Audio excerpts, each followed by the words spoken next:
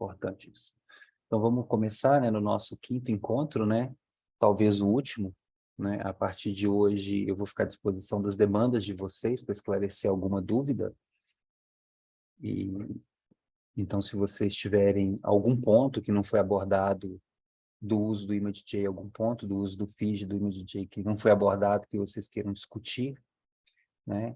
A gente pode fazer uma nova aula, mas as aulas de agora serão sob demanda. Se não houver nenhuma demanda, eu considerarei, então, encerrado por hoje, depois dessa apresentação aqui, mas continuo, né, à disposição de vocês para esclarecer dúvidas via e-mail ou por qualquer outro canal. Semana passada, a gente encerrou falando um pouco sobre segmentação. Eu falei sobre a importância da segmentação, tanto manual como automática, né, sobre os cuidados que a gente tem que ter na escolha dos processos, né? E encerrei mostrando a questão da segmentação usando machine learning, né? E um plugin muito interessante, que nem é um plugin, é um software independente, que trabalha dentro do plugin, dentro do ImageJ como um plugin, que é o Weka, né? Que é um sistema de segmentação treinável. Então, para quem não pôde participar, por diversas razões, eu vou repetir o que a gente falou semana passada aqui, né? Para aqueles que viram, que quiserem, né, solidificar algum conhecimento, ou até mesmo para poder esclarecer uma nova dúvida a respeito. Eu vou repetir aqui o que foi feito. Vou colocar um slide em branco aqui. Vou trazer o meu ImageJ para cá. Cadê ele? Aqui a janelinha do feed. E vou abrir aqui um conjunto de imagens.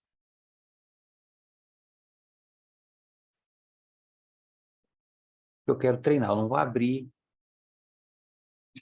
todas. Vou abrir a primeira. Ela faz parte de um conjunto de imagens que eu preciso classificar.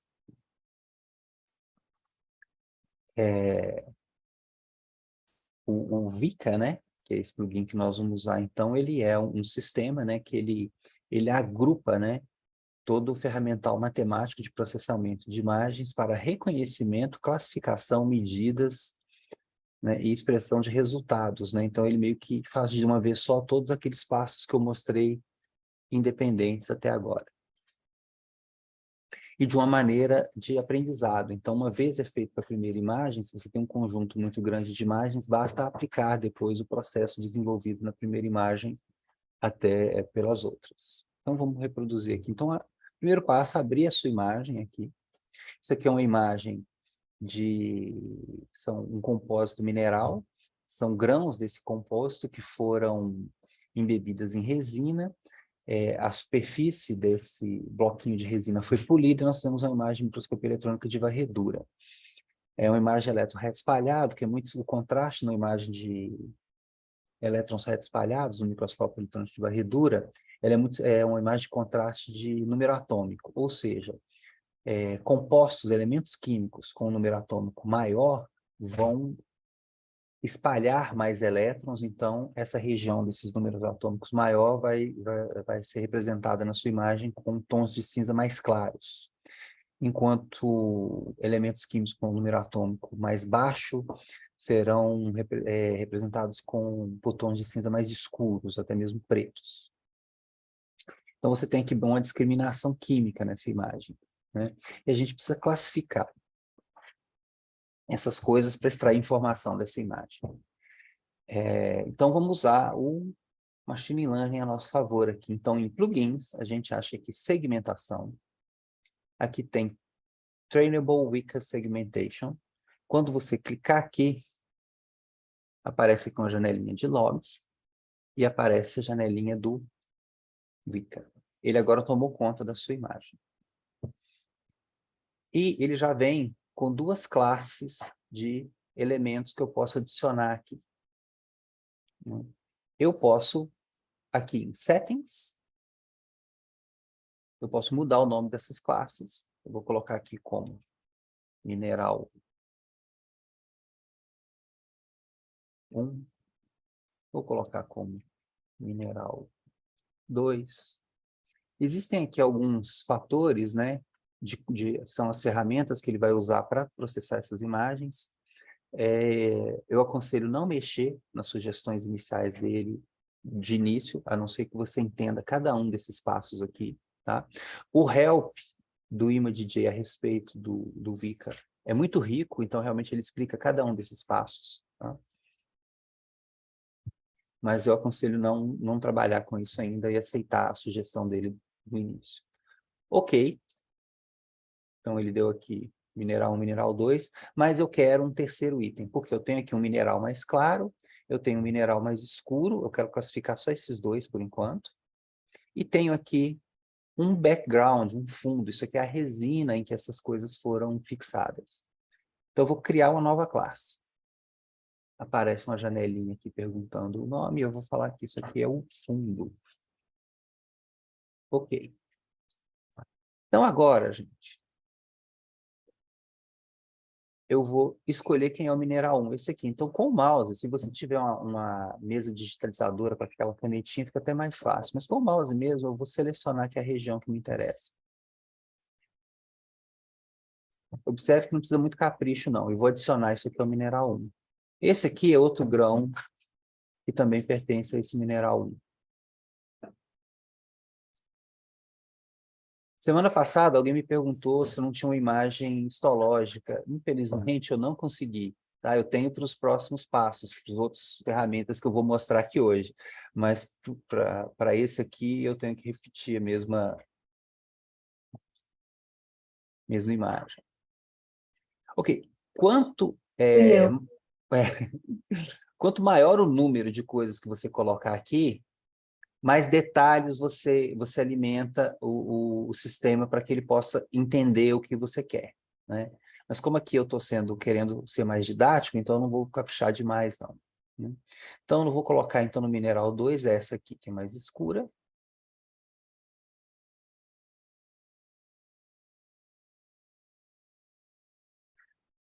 Observem também que à medida que eu vou selecionando os diferentes classes, ele vai dando cores diferentes aqui, ó. Então, esse vai ser vermelho, esse será verde. Vamos pegar esse aqui.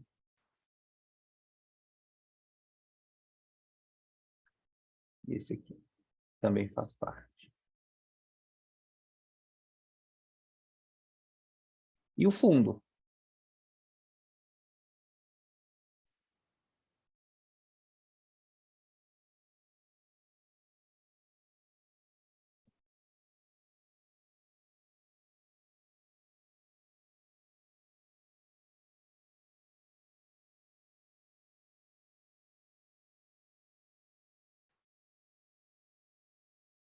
Se eu quisesse pegar essas partículas que não estão nem tão escuras e nem tão claras aqui, colocá-las como fundo também, ele reconheceria.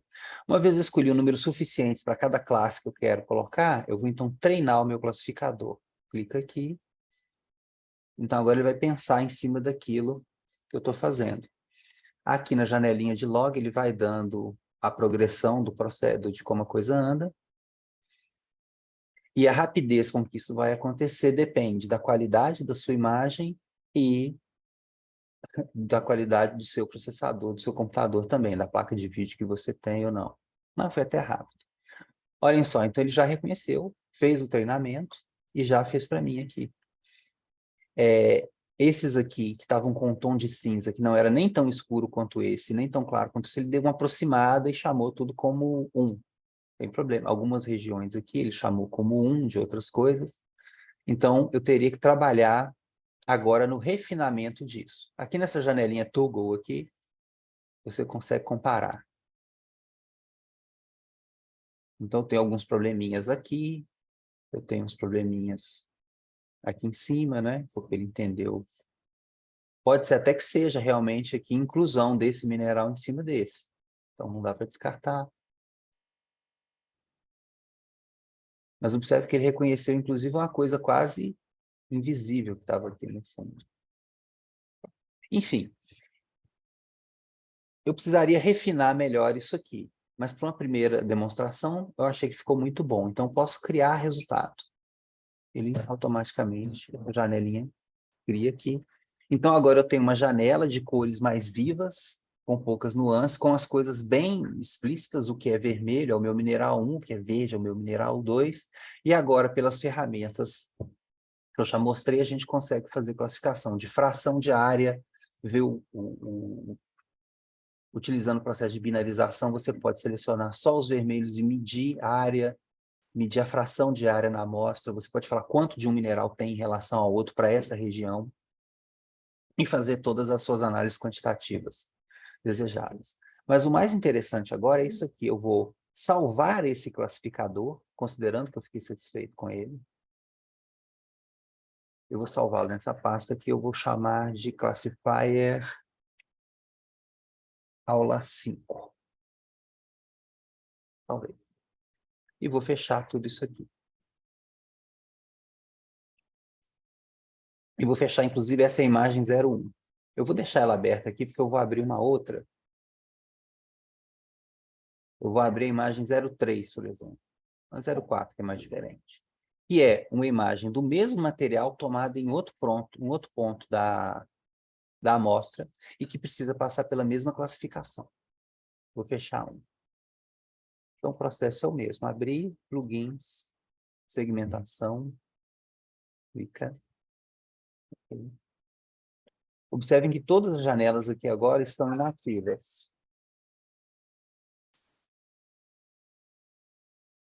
Eu vou carregar o meu classificador. Eu quero carregar o meu classificador. Aquele que eu fiz lá. Classifier aula 5, foi o que a gente acabou de fazer. Abrir. Ele me diz aqui o que está fazendo. Já carrega todas as classes que eu escolhi. Vou colocar isso um pouquinho para cá. E agora, eu não preciso fazer mais nada, apenas criar resultado.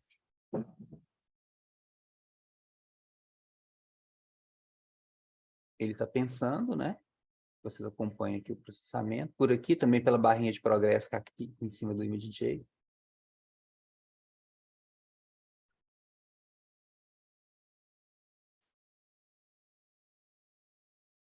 E voilá. Então, agora você pode, abrindo suas imagens, você pode abrir mais de uma, você pode abrir uma série de imagens, pedir para ele criando os resultados usando aquele classificador que já foi feito. Né? E quanto mais detalhes você apresentar para ele no momento de fazer o treino, né, de classificação, quanto mais capricho você tiver na escolha dos seus pontos, com maior o número de pontos, melhor fica o algoritmo de classificação. Então, para quem trabalha com muitas imagens e precisa classificar e elas são todas tomadas com as mesmas condições, é uma mão na roda. Alguma dúvida, gente?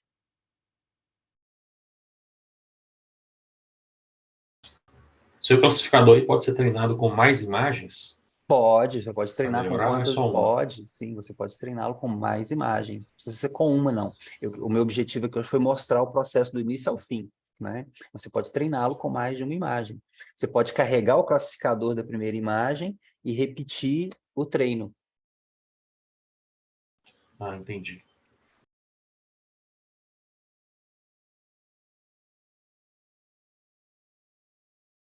Então, vamos na sequência aqui, né? Então, eu também mostrei rapidamente semana passada, eu quero falar um pouco mais aqui sobre combinação de imagem, né? Stack e stitch, que é, né, empilhar e costurar, né?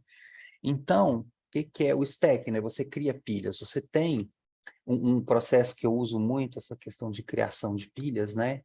A gente trabalha com uma coisa chamada arranjos de serial six, perdão.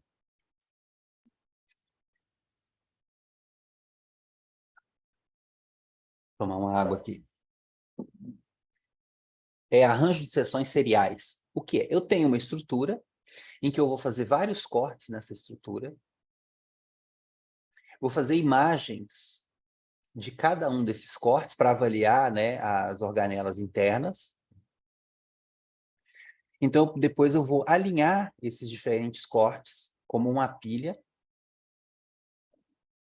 para promover a reconstrução tridimensional das estruturas internas, né? Eu não vou entrar muito nos passos para fazer tudo isso aqui, não seria interessante, mas aí isso tomaria um período inteiro, né, da nossa reunião, né? Mas eu vou mostrar que uma vez que você tem essas pilhas, né, essas imagens que são tomadas como independentes, como é que você cria essa pilha. Então, de novo, ImageJ. Aí existem duas maneiras de você fazer isso. Eu vou mostrar a mais braçal, e depois eu mostro uma... Não, mais fácil assim.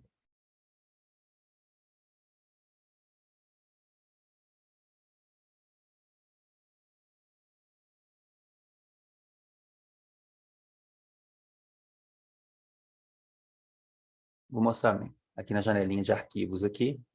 Eu tenho aqui uma pasta com uma série de imagens, né, que vão do topo para o fundo, né? Na verdade, aqui são só 12 itens, né? Porque esse processamento ele é um pouco pesado, computacionalmente falando. Então, eu fiz com poucos aqui para ilustrar. Eu posso carregar todos, marcar todos aqui, apenas arrastar para cá.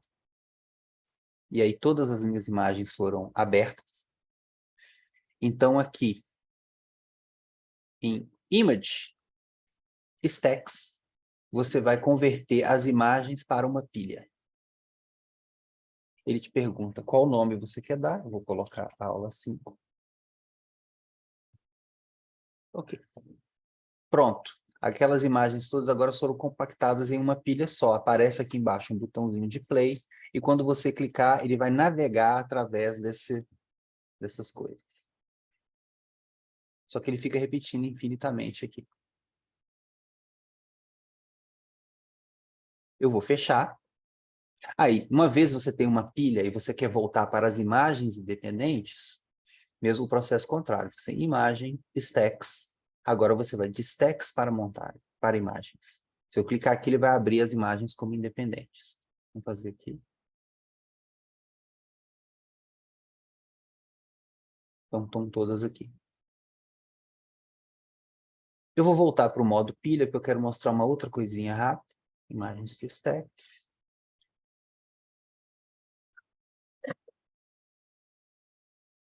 Agora, digamos que você tem uma série de imagens em sequência como essa aqui, em Z, que são de uma pilha, mas você quer montar um painel para uma apresentação, para um pôster, você quer fazer um painel. No meu caso aqui são 12, mas eu não quero mostrar todas, eu quero pegar apenas algumas, eu quero fazer um painel de 3x3, mostrando 3 imagens, né? Aí tem a opção aqui, em stacks mesmo, você tem fazer uma montagem. Quando você clicar aqui, aparece isso. Então, qual o número de colunas? Eu vou colocar. Ele já me dá a opção. Ele viu que são 12, ele deu a opção 4x3. Mas eu não quero todas. Eu quero 3x3. Eu quero só 9. Ou melhor, 2x2. Porque eu quero só mostrar o ilustrativo do meu processo. 2x2. Qual vai ser a primeira escala? Não, eu não quero a primeira. Eu quero a 3. E a última vai ser a sexta. São 4.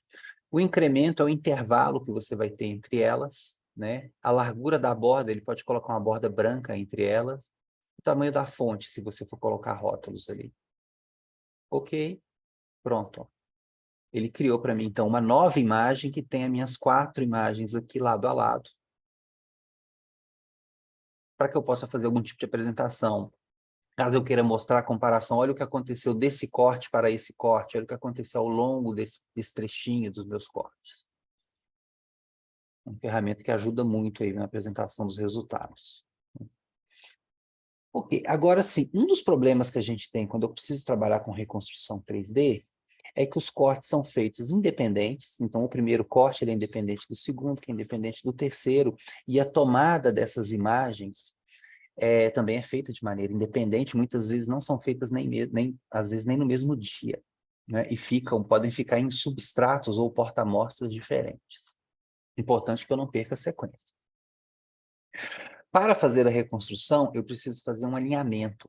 Não necessariamente só nesse caso, muitas vezes você tem imagens de fontes diferentes, você quer fazer correlação de imagens de microscopia eletrônica de varredura com imagens de AFM e com imagens de fluorescência, talvez, para fazer CLE.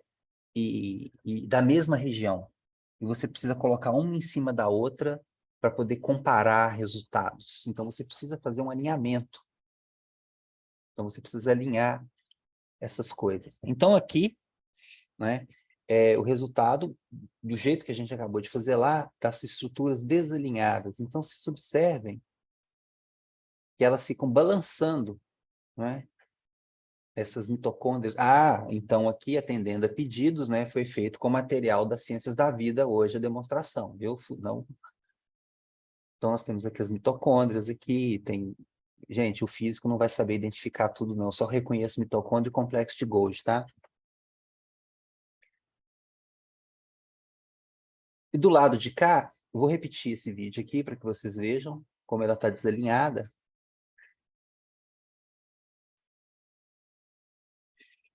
E aqui, como ela fica depois de alinhado.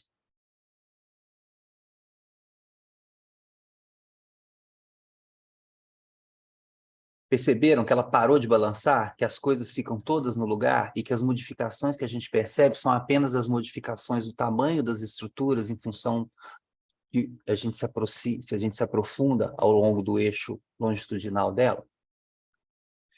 Então, esse alinhamento ele pode ser feito de várias maneiras no ImageJ. Eu vou mostrar algumas delas, mas antes eu quero mostrar o processo de stitching, que é o processo de costurar. O que acontece? Uma outra situação que a gente enfrenta muito no processamento de imagens. Às vezes a gente precisa fazer uma imagem de uma região muito grande, o que significa que eu tenho que usar ampliações pequenas. E ampliações pequenas não me fornecem detalhes das estruturas que eu quero ver. Então a solução é fazer várias imagens, andar um pouquinho da minha amostra, tomar uma imagem, ando um pouquinho da minha amostra, tomo uma imagem, ando um pouquinho para o lado, tomo uma imagem, vou para baixo, fazer várias imagens, lado a lado, né? Um mosaico, e depois juntar essas imagens para que eu tenha um painel maior com mais detalhes, né? Então, aqui, eu tenho várias imagens tomadas, né, a 5.000 vezes, cada uma delas, né? Então, eu tenho uma resolução comparável a 5.000 vezes aqui da minha imagem, mas eu quero apresentar em uma ampliação de 2.500 por 1.000 e pouco, com detalhes de 5.000, ou seja, eu quero mostrar uma ampliação de 1.000 vezes com detalhes de 5.000. Então, eu preciso juntar essas coisas. Percebam aqui, ó, que eu tenho regiões coincidentes aqui, para que eu não me perca, né, aqui do lado. Eu tenho alguns marcadores, a gente deixa alguns marcadores. Eu preciso juntar essas coisas. Você pode fazer isso no braço, usando até o próprio PowerPoint. Só que aí você tem problemas de sobreposição, de não conseguir encaixar direitinho. Uma imagem em relação à outra, às vezes, ela fica levemente esticada, porque depende muito do seu posicionamento, se você não faz exatamente nas mesmas condições. As relações de contraste e brilho podem ser diferentes. Então, são questões que e fica aquela coisa meio Frankenstein, né? Nunca fica bonitinho quando você faz assim, juntando na força bruta, né? Então, o ImageJ deixa a gente juntar essas coisas todas aqui, ó, sem que você perceba aquelas franjas. Aqui eu deixei um erro aqui, de propósito, que é para mostrar isso, né? Para eu lembrar, quando eu ver essa imagem, que houve aqui um problema e que aqui eu estou tratando só com essa imagem de cá. Então, você consegue fazer essas coisas do mesmo jeito que você faz montagens de painéis mostrando coisas que estão em Z, coisas que estão uma em cima da outra, que você consegue juntar coisas que estão em lado da outra para fazer esse mosaico e ter um painel, uma imagem maior com resolução de uma ampliação, uma imagem com ampliação menor com resolução de uma ampliação maior. Então, aqui você consegue, dando zoom, eu não sei se vocês vão conseguir ver as coisas todas, mas sem perder os detalhes das imagens, né? Ok, como fazer isso? Vamos lá. Você vai usar, isso faz parte de um conjunto de funções do ImageJ, que são chamadas operações geométricas, né, de registro, né? Então, existem duas funções iniciais em que você pode fazer esse tipo de coisa, né? A função Sift, que você vai achar lá em plugins, registro, Linear Stack Alignment, ele já fala aqui, ó, então como já vem aqui stack, você tem que, para trabalhar com a função shift, você tem que estar com as suas imagens na forma de um stack, na forma de uma pilha. Isso aqui é para alinhar, tá? A função shift e a função BMOR, eu não sei falar essa palavra direito, elas servem para alinhar, né? E são plugins diferentes para fazer a mesma coisa, eles trabalham por processos matemáticos diferentes, então um pode ser melhor que o outro, a depender da qualidade das imagens que você tem, a depender dos resultados que você quer apresentar para ele, né? Qual é melhor? Não dá para falar. Você tem que colocar ali, isso é feito caso a caso. O primeiro funciona para stacks, o segundo para imagens soltas que você precisa fazer o stack. Eu vou voltar no slide branco ali que eu vou mostrar essas coisas funcionando. Então aqui, Image J. Eu vou abrir então, de novo, o meu conjunto de imagens, todas como imagens independentes. Como elas são independentes, eu vou usar primeiro a outra função. Então você vem em plugins, agora vem em registro, e está aqui a função. Quando você clica, aparece uma janela de informações que você precisa dar para ele. Qual é a imagem fonte? Ou seja, qual é a base em relação à qual ele vai se alinhar? Eu vou falar que é a primeira. Isso. Qual que é a imagem alvo? Eu vou falar que é a 12ª. Cadê ela? Aí não veio, é um aqui. Pronto. E existem aqui algumas opções avançadas. Que tipo de deformação você quer? Que tipo de deformação final você quer? Então, aqui sim, começa pela sugestão que o software te dá e depois você estuda um pouquinho sobre o que pode ser melhorado com essas coisas. Quando você der OK, de novo, a janela de log, ele vai trabalhar para você. E aqui, a vantagem é que ele considera possíveis distorções de uma imagem para outra. Então, ele corrige distorções e distorções de compressão ou estica, né? Sua imagem foi esticada uma em relação à outra, e até mesmo correções de giro, se uma imagem estiver girada em relação à outra.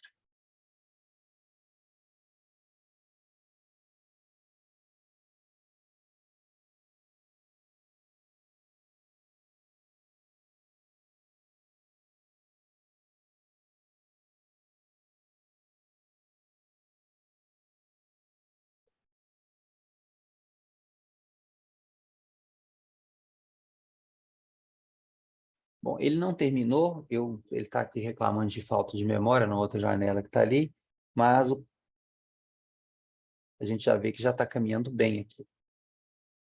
Eu vou interromper o processo, eu já sei que o meu computador não aguenta, então eu não vou forçar a barra com ele, não.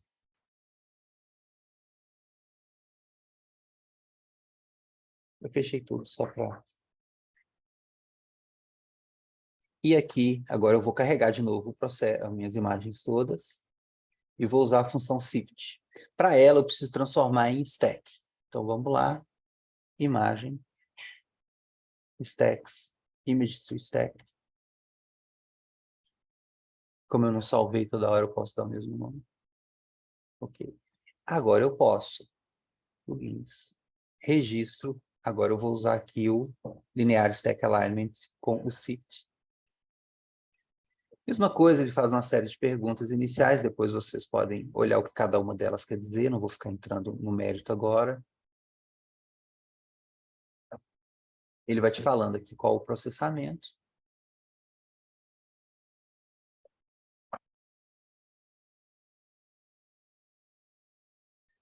Como o Sift trabalha diretamente num conjunto de imagens que já foi empilhado, ele tem um custo computacional menor.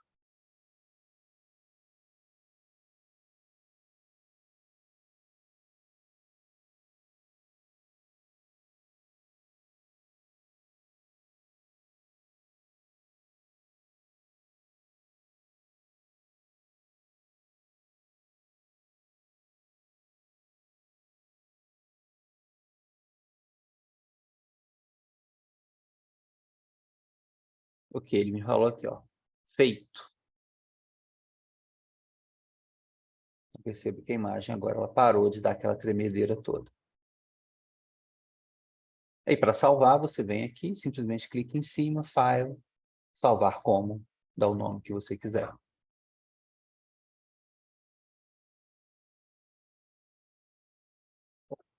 Quando eu estava falando sobre stacks, eu ia mostrar 2 métodos de fazer o stack. Esse é na mão, que você abre as imagens todas e vem em image stacks e manda ele fazer de imagens por stacks, mas tem um mais fácil. Se você clica no ImageJ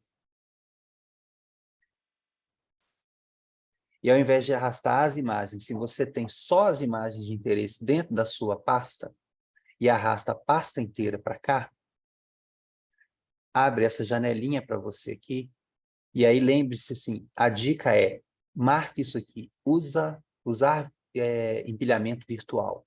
Significa que ele vai economizar memória e ele não vai alterar suas imagens iniciais. Ele vai criar uma pilha virtual por fora. Quando você dá OK, ele já traz as suas imagens todas empilhadas. Você não tem que vir aqui em image, stacks, imagem por stacks. Só que elas não estão alinhadas, a gente teria que fazer o alinhamento de novo.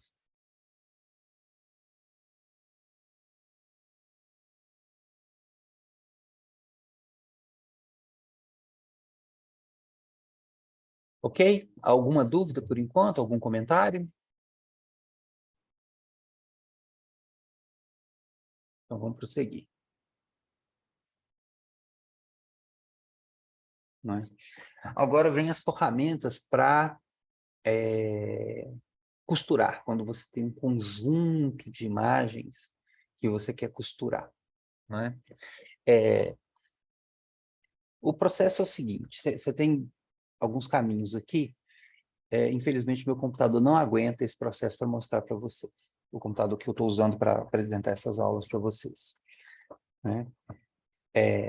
Então, o caminho é aquele, você vai abrir as suas imagens que você quer colocar lado a lado, vem aqui, plugins, stitching, e aí tem 3 opções de stitching. Você quer colocar lado a lado, você colocar uma coleção, ou esse aqui que coloca mais opções para você ainda, de como você quer fazer reconstrução.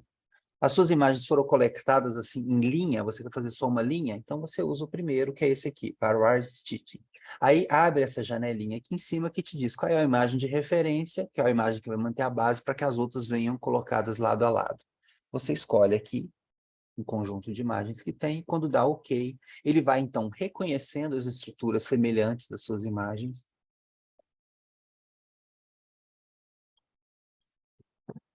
fazendo aquele processo de colocar uma imagem do lado da outra para gerar o painel, já corrigindo questões de contraste e brilho para evitar distorções. Né? Se você colocar aqui em uma coleção de costurar uma grade, como é o caso que eu mostrei lá, porque eu tenho imagens que andam em linha e em coluna, então abre essa janela onde você diz para você onde vai guardar a nova imagem, algumas informações de qual processo que ele vai usar, como sempre, eu aconselho aceitar as sugestões dele primeiro, para ver a qualidade do resultado, e depois você altera esses valores para ver o que melhora e o que piora. E depois essa janela aqui te mostrando como que as suas imagens estão ordenadas. Elas estão ordenadas nesse sentido. Primeiro, esse aqui no 9x9, por exemplo. Nesse sentido, você vai 1, 2, 3, 4, 5, 6, assim, ou se elas estão em zigue-zague invertido, se elas estão em outra ordem, ele aparece aqui um conjunto, né, de opções de como que essa coisa vai funcionar, de como você vai ordenar as suas imagens.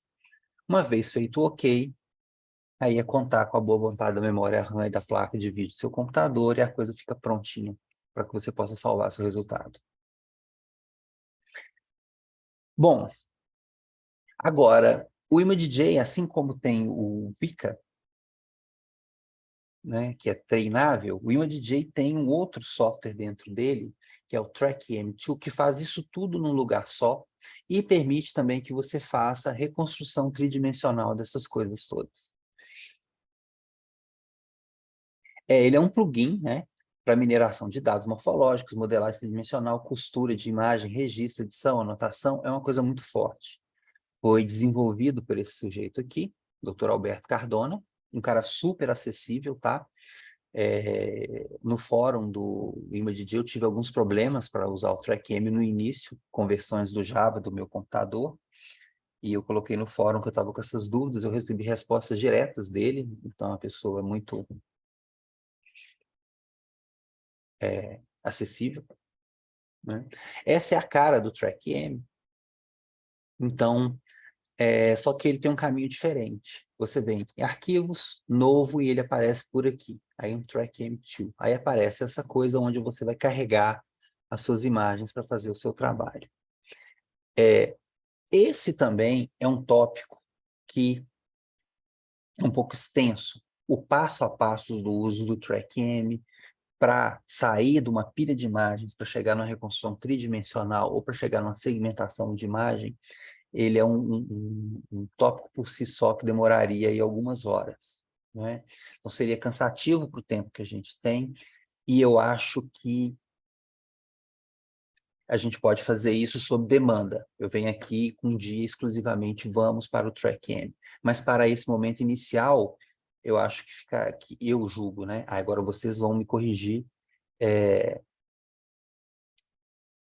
importante que vocês saibam que ele existe e o que ele faz, né? Se vocês forem usar, aqui, né, nesse início, como a ideia desse treinamento é apresentar o ImageJ e as funções básicas dele, né? Isso aqui seria para um modo mais avançado, tipo, eu preciso fazer e eu preciso de um tutorial. A gente pode fazer também. Eu vou mostrar um pouco da cara do TrackM e tudo, mas eu não vou entrar em todos os detalhes dele, não. Tá? Ó, foi aqui. Então, com ele, primeiro, você carrega a sua pilha de imagens, elas vão aparecer aqui, ó, como imagens independentes, nesse menu. Você consegue, então, criar listas, né? Classificações, né? Cada cor dessa é uma área list dessa aqui. Depois que você fez a segmentação de todas as áreas de interesse da sua imagem, ele entende que cada cor dessa é um objeto diferente, ele consegue fazer a reconstrução tridimensional de todas essas listas juntas, né? Ou de independentes. Você pode escolher aqui, né, para fazer esse tipo de reconstrução aqui. Aqui, na página do ImageJ, tem lá, né, plugins, TrackM tutoriais, existem vários vídeos mostrando cada etapa desse processo, com todos os detalhes, com explicações de programação, inclusive, né, com detalhes do quais são as operações matemáticas que cada passo faz, né? Eu acho que foge ao nosso propósito de hoje entrar em todos esses detalhes, né? Então, o que eu vou fazer aqui rapidamente é mostrar um pouco do uso dele para alinhamento de imagem, por exemplo, porque eu mostrei aqueles métodos automáticos e todo mundo fica maravilhado quando vê método automático de alinhamento, de stitching, de segmentação, porque realmente é uma mão na roda para nós todos. Mas sempre desconfie de todo método automático.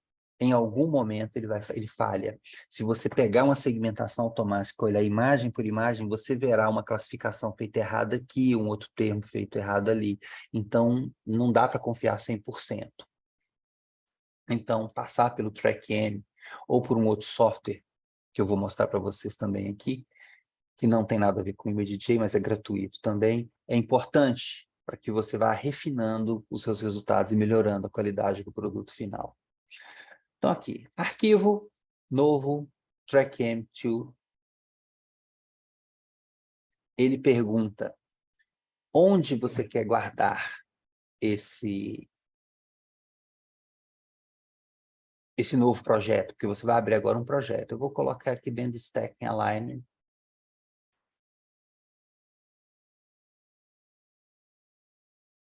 E aí começam a aparecer as janelas. Aqui é a janela de projeto. Não se preocupe com ela, por enquanto. Eu vou até minimizar. E a janela do TrackM. Eu já expliquei para vocês, né? Mas se alguém esqueceu, eu arrasto de um lado para o outro porque eu tenho 2 monitores. Então, ele sempre aparece para mim no monitor da direita. Então, eu tenho que trazer para o outro, que é o que eu estou compartilhando com vocês.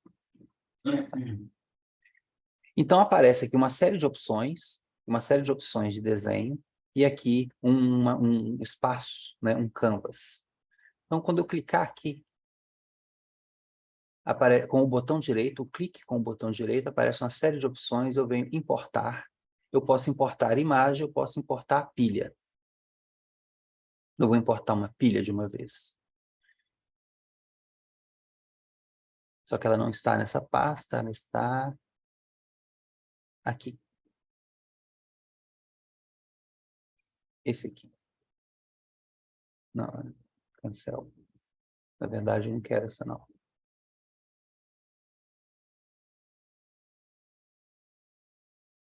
Quero essa aqui.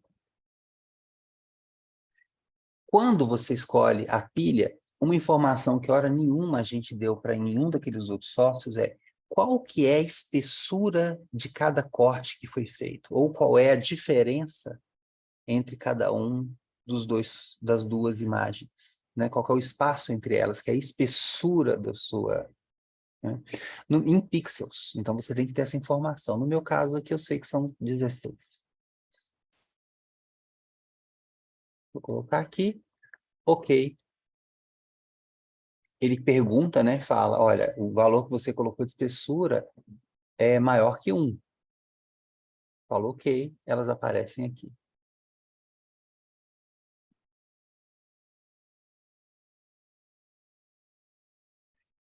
E os comandos de zoom, zoom out, zoom in, são os mesmos. Teclando aqui mais e menos, eu vou ajustando aqui o tamanho da minha imagem. Isso. Aqui do lado, se você clicar com o botão direito, como você tem display. Se você clicar aqui, tem aqui ajustar o tamanho do canvas e do layer set. Eu gosto de deixar um pouco de espaço fora da imagem. E aqui tem um bug nesse software. Quando você faz esse ajuste, você tem que mexer na ampliação dele para ele reconhecer que foi feito isso. Eu gosto de deixar um pouco de espaço, de área de manobra aqui, fora da área útil da imagem, para que eu tenha trabalho. Mas tem gente que gosta de trabalhar mais justo. Isso é uma questão de gosto pessoal. E tudo que acontece aqui, a área que está sendo visualizada aqui é mostrada ali. Aqui, com o botão, aquela rodinha do meio do mouse, eu posso navegar entre a minha pilha de imagens. Observe que aqui ela vai mudando, ó. Do 1, do 12. Ou com o sinal de maior e menor do teclado também. Observe que minhas imagens são desalinhadas, né? Olha só. As coisas estão mudando aqui. Então, para trabalhar, elas foram agrupadas, elas foram salvas como uma pilha de imagens, como uma coisa só. Para eu poder alinhar essas imagens, significa que eu tenho que mexer em uma em relação à outra. Ele pode fazer isso automaticamente também. Ele tem aqui a opção Align. Aí você pode escolher alinhar automaticamente as camadas. Você pode escolher alinhar manualmente com marcadores. Aí você vem aqui, escolhe uma estrutura e vai dando marquinhas nela, imagem por imagem. Pode fazer quantas você quiser para preservar aqueles pontos. Então, ele vai usar aquilo como como a métrica na qual ele vai comparar uma imagem com a outra. Ou você pode fazer a coisa manualmente. Não é? Então, como eu falei, isso aqui seria um refinamento para processos manuais que não ficaram lá muito bons e que você não entende o que o software fez, você não consegue alterar a rotina matemática dele, então você precisa fazer uma correção pontual. Nesse caso, o que a gente precisa fazer é desvincular uma imagem da outra e colocar agora essa pilha como imagem independente. De novo, aqui em cima, vem aqui com o botão direito. Observem que tem um cadeadinho aqui, ó, te diz, essas imagens aqui, elas estão linkadas umas com a outra, são ligadas uma com a outra. Você vem aqui em Link e desmarcar tudo. Aí ele pergunta, ele sempre ter certeza se você quer fazer as coisas. Yes. E, novamente, ele tem um bug, você precisa dar um resize na imagem aqui, na sua área de trabalho, para que ele reconheça. Observe que agora as imagens são independentes. Mas eu continuo andando de uma para outra aqui, só que agora elas não estão mais ligadas. Significa que o que eu fizer em uma, eu não faço na outra. Antes de eu fazer essa desvinculação, se eu fizesse alguma alteração na primeira, essa alteração ia ser reproduzida em todas as outras imagens da pilha. Então, agora aqui em camadas, ele vai me dar todas as imagens como elementos diferentes. E se eu for dando aqui, olha só, que à medida que eu mexo no meu... Eu posso mexer por aqui.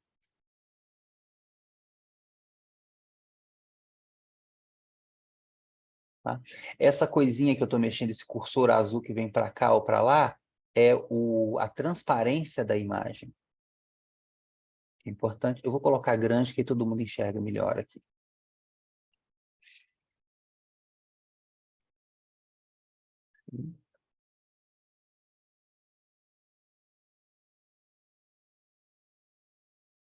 Vocês perceberam que se eu mexo aqui nesse quadro vermelho, olha, eu estou mexendo na imagem. Ó, então agora eu vou para a imagem 2 e eu quero fazer o alinhamento manual dessa coisa. Vou para a imagem 2. Com o botão direito na imagem 1, eu vou ajustar como um canal vermelho. Então agora eu consigo ver aqui as duas imagens sobrepostas. Posso mexer na transparência de uma delas. Aí, aqui em cima. Não sei se vocês conseguiram perceber. Mas a gente já viu aqui a função de desalinhamento. Olha, essa estrutura aqui, no verde está mais baixo aqui do que no vermelho. Essa mancha escura. Tem um monte de mitocôndrias aqui. Então, agora eu consigo movimentar, olha só, a minha imagem e alinhar uma em relação à outra. Então, eu alinhei a 2 em relação a 1. Se ela também estiver... Aqui foi só um processo de deslocamento. Elas só estavam deslocadas uma em relação à outra, mas elas poderiam estar giradas também. Se elas estivessem giradas, então aqui com o botão direito do mouse em cima da imagem, tem aqui a opção Transform, e você vai colocar aqui no primeiro item, Transform Affine. Vocês veem que ele tem um atalho, se você colocar o T, ele já reconhece isso. E agora aparece essa aqui. Então, você tem o ponto de pivô, que é essa cruzinha azul, significa um ponto em torno do qual você vai girar, porque não necessariamente ela pode estar girada em relação ao centro, ela pode estar girada em relação a uma quina, e aqui o tamanho do braço com o qual você vai girar. Ó.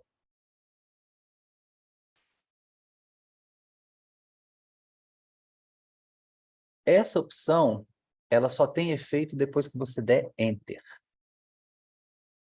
Alinhei, fiz os giros necessários, Enter. Okay. Então, eu volto em camadas e agora eu vou para a imagem 3. Observe que agora ele está alinhando a 3 em relação a 2. A 2 já foi alinhada em relação a 1. Então, quando eu alinhar 3 em relação a 2, eu automaticamente estou alinhando em relação a 1.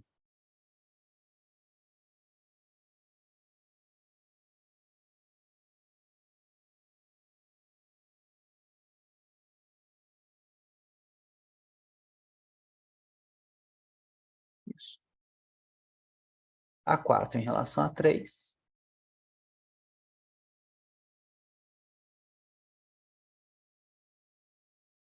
É claro que você não vai alinhar exatamente todos os pontos, né?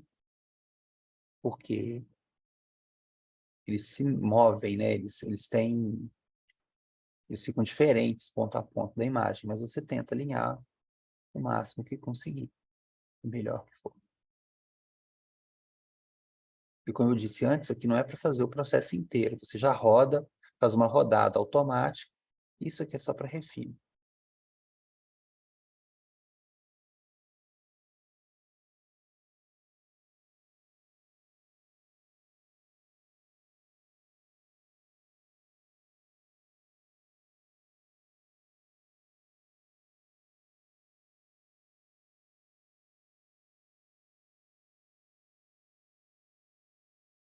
Pronto. Todo mundo alinhado em função de todo mundo.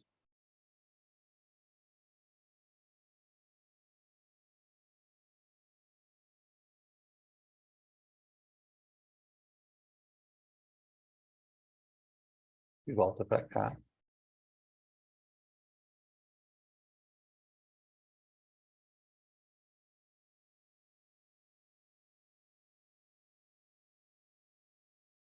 Pronto.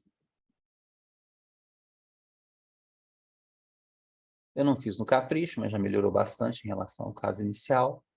E agora eu quero salvar esse conjunto de imagens alinhadas. Botão direito de novo, exportar, fazer uma imagem, né, Make Flat Image. Aqui, quando eu clico nisso, aparece essa janela de coisas. Ele me pergunta o tamanho que eu quero fazer. Eu não sei se vocês observaram, quando eu expandi o tamanho do meu canvas, eu coloquei 2.500 por 2.500. Então, se eu salvar agora a imagem, eu vou salvar essa borda preta. Então, eu posso voltar para o tamanho original no canvas aqui, deixar só o valor que tinha antes. A gente sabia lá quanto eram as dimensões da imagem. Então, é possível que você volta por aqui e salva só a região da imagem. O tipo, 8 bits em tons de cinza. E aqui é muito importante prestar atenção nisso. Porque ele pergunta qual é a primeira e qual é a última imagem dessa pilha que você quer salvar. Por default, ele vem salvar só a primeira. Então, você tem que voltar aqui e escolher que você quer todas elas. Não quero nenhuma cor de background e eu quero a melhor qualidade. Quando você der OK, ele vai pensar e vai te mostrar aqui. Como eu não fiz nenhuma seleção, né? Não ficou os melhores resultados, não, mas... E agora, daqui,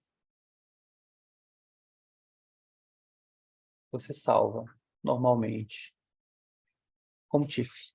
E você tem a sua imagem alinhada aqui, né? Uma vez feito isso, agora eu quero segmentar, né? Tem aqui a opção do pincelzinho. E eu vou colorindo agora no braço, item por item,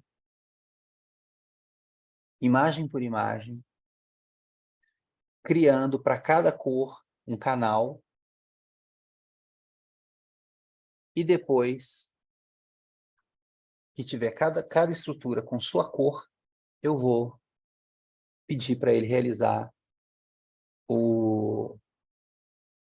reconstrução tridimensional. Não vou fazer isso aqui porque é um processo braçal que não dá ganho nenhum nesse momento, mostrar o passo a passo. Eu vou mostrar direto aqui, deixa eu fechar esse negócio.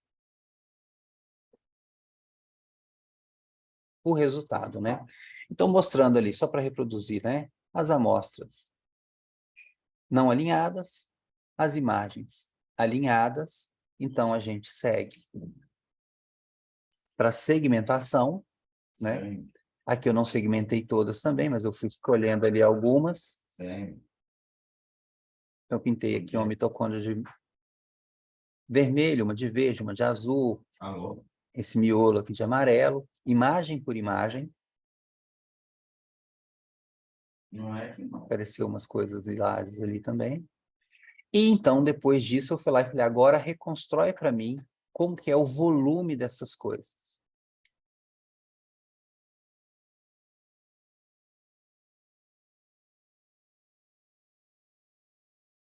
Porque desde que a microscopia eletrônica surgiu, já há quase 100 anos atrás,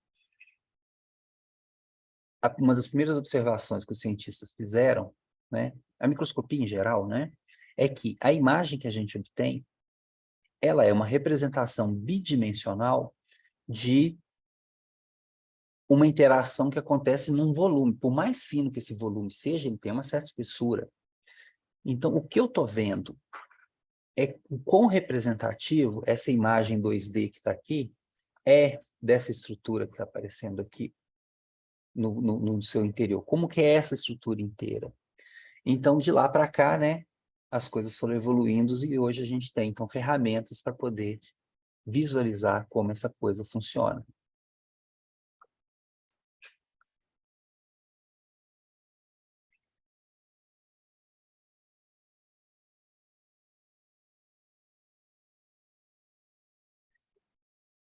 E aí, pessoal, eu sei que foi corrido, né? Assim, a demonstração, o objetivo aqui era passar pela o que é possível ser feito, né?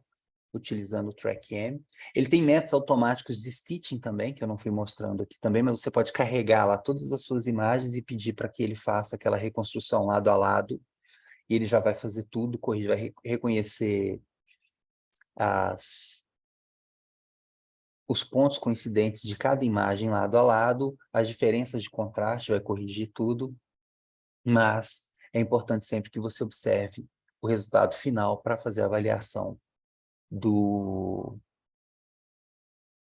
fazer o refino, né? O polimento final dos seus resultados.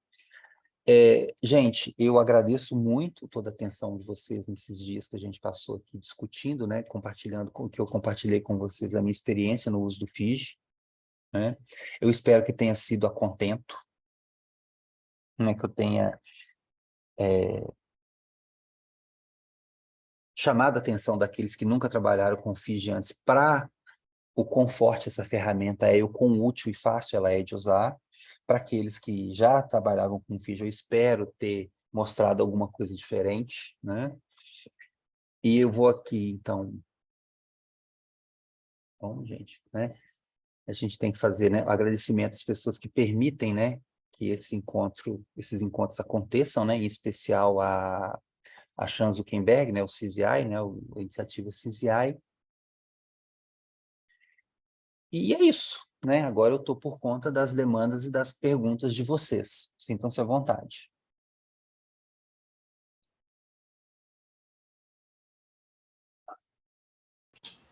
Professor, eu agradeço o seu tempo aí, disposição para ensinar a gente. Eu já tive algum contato com outras ferramentas, né? Faz parte do meu doutorado, mas aí, até com alguns colegas que não têm tanto contato com essa parte de imagens aí, estão meio assustados, então dá um tempo aí que eles vão digerindo e com certeza você vai receber algum e-mail pedindo para esclarecer as dúvidas e aí vai ser mais proveitoso. Tá bom? Muito Tá obrigado. joia, tá ok, eu estou à disposição, tá? Fala com eles para não serem tímidos, não. Realmente assim, a ideia era essa, dar uma visão geral de tudo que acontece, né? Dentro do possível, apresentando não só como utilizar o software, mas o que ele faz por trás ali. Eu não sou um cara de processamento, de computação, né? Eu sou o típico rato de laboratório, meu negócio é ficar na frente do microscópio, obtendo imagens, mas a ideia foi essa, né? Mostrar para vocês aí que o ImageJ tem muita ferramenta, e aí cada um vai ter o seu problema específico e que vai precisar de uma ferramenta específica dele, e a gente está à disposição dentro do possível.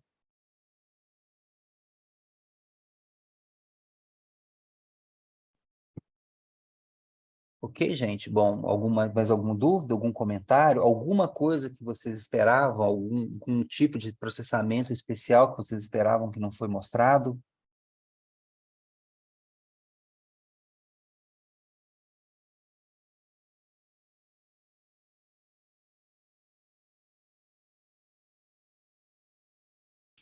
Muito do que você mostrou aí, graficamente, eu vi nas bibliotecas OpenCV de um curso que eu fiz de processamento de imagens. Então, vai ser legal que dá para comparar o resultado, uma Que coisa com a ótimo. outra, né? Até Uhum. ilustrar mesmo para outras pessoas o que a gente está fazendo no código. Tá ok. Tá bom, então. Então tá, deixa eu só mostrar, então, eu vou tirar minha apresentação daqui, mas eu vou continuar compartilhando a tela. Um outro software de segmentação muito útil, também é gratuito. Vocês estão vendo aí? Ou ainda não? Sim. Tá, é Sim, o VAST, né? Ele é gratuito, né? Então vocês podem procurar por VAST Little no Google. Esses vão ser jogados para a página do laboratório do Jeff Littman em Harvard. Então, basta preencher um formulário. Eles têm um controlezinho de quem está baixando, mas é mais para estatística. Então, um formulário super simples. Nome, instituição, talvez endereço, e por que você, se você já é usuário, se você vai aprender, e eles te dão o link para download, não é? É super ele é super... Como é que fala? A gente fugiu a palavra aqui.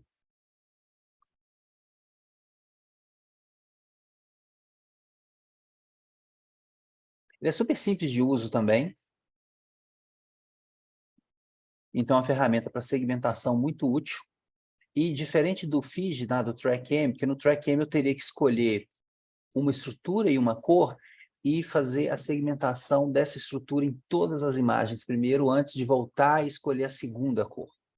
O VAST permite que eu faça isso imagem por imagem. Eu posso, então, segmentar uma imagem inteira e depois reproduzir essas cores para as próximas. Tá? Também é gratuito e super intuitivo. Essa é a palavra que eu estava procurando no início. Ele é super intuitivo.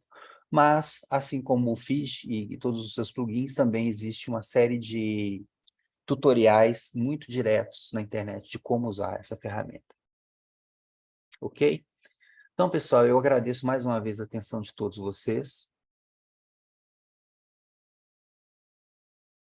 Eu espero que tenha sido contento.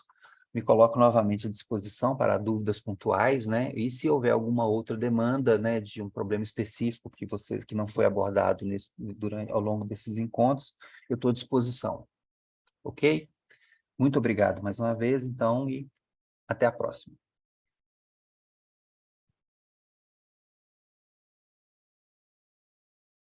Até, muito obrigado, professor.